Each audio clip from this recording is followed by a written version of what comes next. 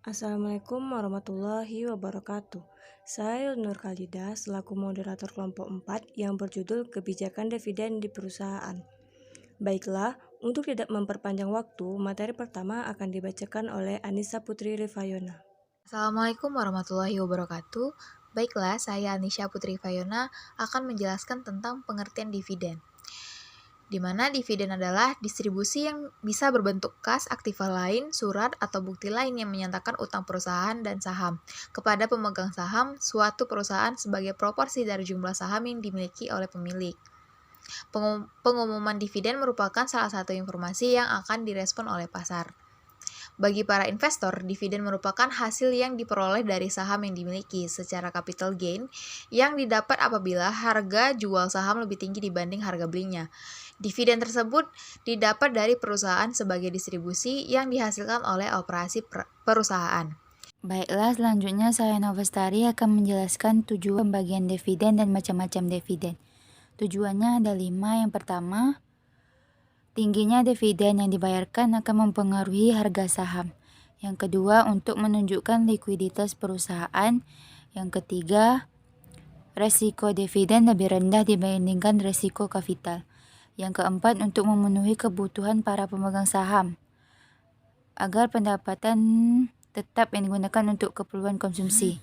Yang kelima, dividen sebagai alat komunikasi antara manajer dan pemegang saham. Berikutnya macam-macam dividen. Berdasarkan bentuk dividen yang dibayarkan ada 2. Dividen tunai merupakan dividen yang dibagikan dalam bentuk uang tunai. Yang kedua, dividen saham merupakan dividen yang dibagikan dalam bentuk saham. Yang berikutnya berdasarkan periode 1 tahun buku. Ada 2, dividen interim dan yang kedua dividen final. Baik, saya Putri Hadianti akan menjelaskan materi selanjutnya yaitu teori kebijakan dividen. Yang pertama yaitu teori ketidakrelevan dividen oleh Modigliani dan Miller, di mana dividen dinyatakan tidak relevan jika diperhitungkan karena tidak mampu meningkatkan kesejahteraan para pemegang sahamnya. Yang kedua, teori debit in the hand oleh Garden dan Littner. Teori ini ditentang oleh Modigliani dan Miller karena ada investor yang akhirnya kembali menginvestasikan dividennya kepada perusahaan yang sama. Yang ketiga yaitu teori perbedaan pajak oleh Ligenberger dan Ramaswamy, yaitu menyatakan bahwa investor lebih menyukai laba ditahan daripada dividen karena dapat menunda pembayaran pajak dengan menggunakan beberapa alasan. Yang keempat yaitu teori persinyalan.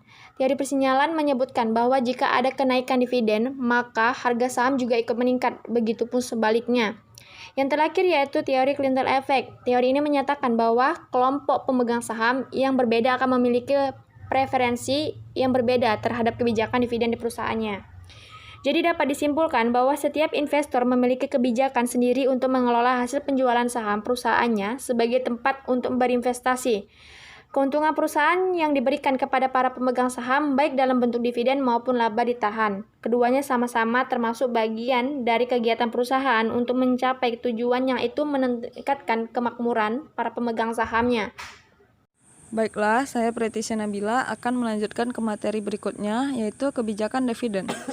Kebijakan dividen adalah keputusan pembayaran dividen yang mempertimbangkan maksimalisasi harga saham saat ini dan periode mendatang.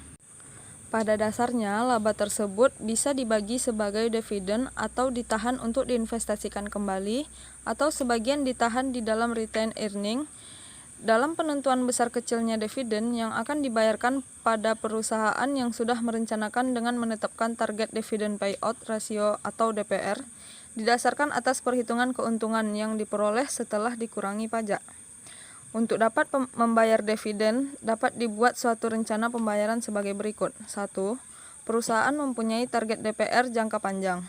Yang kedua, manajer memfokuskan pada tingkat perubahan dividen daripada tingkat absolut. Yang ketiga, perubahan dividen yang meningkat dalam jangka panjang untuk menjaga penghasilan.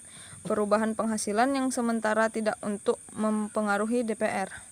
Yang keempat, manajer bebas membuat perubahan dividen untuk keperluan cadangan. Assalamualaikum warahmatullahi wabarakatuh. Baiklah, saya Reza Liana akan menjelaskan tentang kebijakan dividen di perusahaan. Yang pertama, kebijakan dividen yang stabil. Artinya jumlah dividen per lembar saham atau DPS yang dibayar setiap tahunnya relatif tetap sama jangka waktu tertentu meskipun laba per lembar saham setiap tahunnya berfluktuasi. Yang kedua, kebijakan dividen dengan penetapan jumlah dividen minimal ditambah dividen ekstra.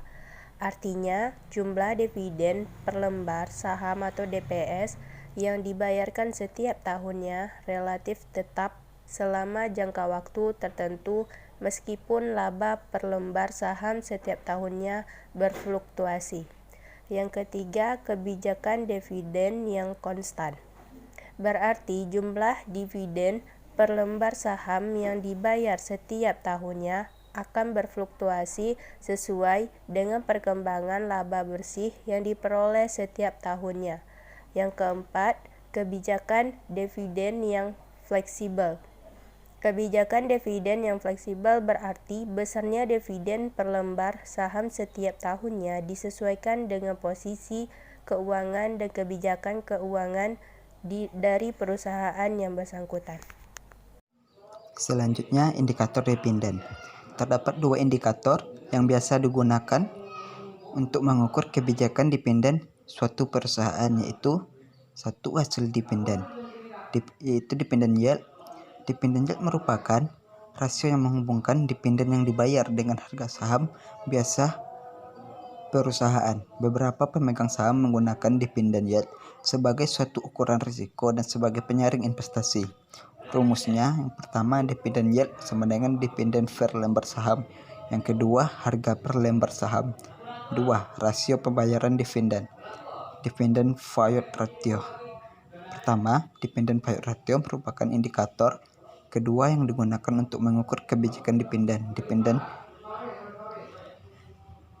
payout ratio merupakan rasio hasil perbandingan antara dividen dengan laba yang tersedia bagi pemegang saham biasa.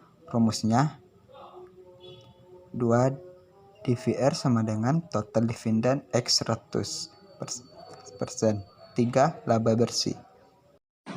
Assalamualaikum warahmatullahi wabarakatuh. Saya Tiara Nurhaida akan menjelaskan tentang faktor-faktor yang mempengaruhi dividen di perusahaan. Yang pertama ada posisi kas atau likuiditas. Merupakan faktor yang penting yang harus dipertimbangkan sebelum mengambil keputusan untuk menetapkan besarnya dividen yang akan dibayarkan kepada para pemegang saham. Yang kedua, kemampuan meminjam. Kemampuan meminjam yang lebih besar, fleksibilitas yang lebih besar akan memperbesar kemampuan membayar dividen. Yang ketiga, kebutuhan untuk membayar utang. Perusahaan akan memperoleh utang baru atau menjual obligasi baru untuk membiayai perluasan perusahaan. Sebelumnya harus merencanakan terlebih dahulu bagaimana caranya untuk membayar kembali uang tersebut.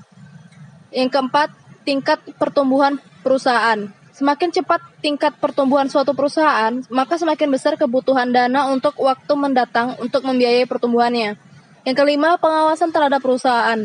Merupakan faktor yang penting yang harus dipertimbangkan sebelum mengambil keputusan untuk menetapkan besarnya dividen yang akan dibayarkan kepada para pemegang saham. Yang terakhir, stabilitas dividen pemegang saham. Bagi investor, pembayaran dividen yang stabil merupakan indikator prospek perusahaan yang stabil pula. Dengan demikian, resiko perusahaan juga relatif lebih rendah dibandingkan dengan perusahaan yang membayar dividen tidak stabil.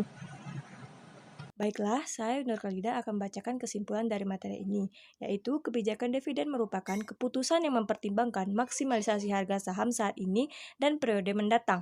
Laba yang diperoleh perusahaan pada umumnya tidak dibagikan seluruhnya sebagai dividen karena sebagian disisihkan untuk diinvestasikan kembali atau sebagian ditahan dalam retained earning.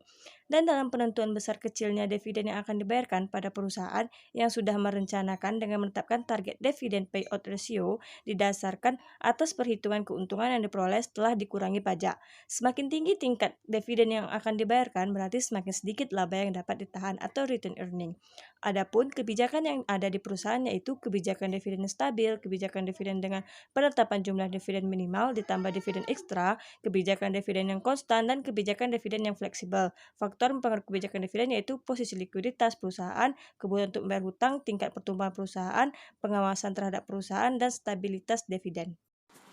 Adapun saran yang dapat kami berikan mengenai materi kami yaitu kebijakan dividen di perusahaan adalah sebelum mengambil keputusan untuk menaikkan atau menurunkan dividen tunai yang akan dibagikan, Sebaiknya manajemen perusahaan melakukan penilaian terlebih dahulu terhadap kondisi perusahaan dan situasi yang dihadapinya terkait dengan pasar atau para investor. Pengambilan keputusan yang kurang tepat akan menimbulkan permasalahan operasional perusahaan serta munculnya persepsi negatif pasar terhadap corporate action yang dilakukan oleh perusahaan dan berdampak secara signifikan terhadap nilai perusahaan. Para investor yang akan melakukan investasi harus mampu menganalisis nilai perusahaan dan prospek perusahaan dengan informasi spesifik agar mampu mendapatkan keuntungan transaksi yang lebih besar atau untuk menghindari kerugian investasi yang lebih besar. Demikianlah penjelasan mengenai materi kebijakan dividen di perusahaan. Kami mohon maaf apabila ada kekurangan dalam penyampaian materi ini. Lebih dan kurang kami mohon maaf. Assalamualaikum warahmatullahi wabarakatuh. Baiklah, sekian persentase dari kelompok kami. Jika ada salah dan kurang, mohon dimaafkan. Wabillahi taufiq wal hidayah. Wassalamualaikum warahmatullahi wabarakatuh. Terima kasih.